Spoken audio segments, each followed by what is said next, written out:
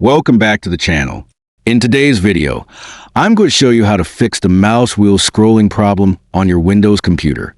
So let's get started. First, go to the Start button and click on it. In the search bar, type Control Panel and open it. Once the Control Panel opens, you will see many options. From here, click on Mouse. Now a small window will appear called Mouse Properties. By default, it will open on the Buttons tab.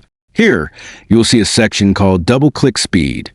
Sometimes, if the speed is set too slow, it can affect how your mouse responds. Move the slider slightly to the right to make it faster according to your preference. After that, click on the Wheel tab at the top. Here you will see two options.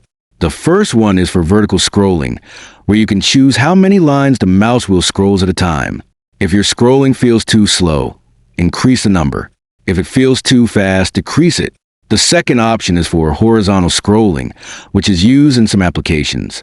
You can also adjust this value based on your need. Once you've made all the changes, click on OK to save your settings. Now your mouse scrolling should feel much smoother and work properly. If you like this video, make sure to give a thumbs up, then subscribe to the channel. And don't forget to press the bell icon so you never miss any new updates.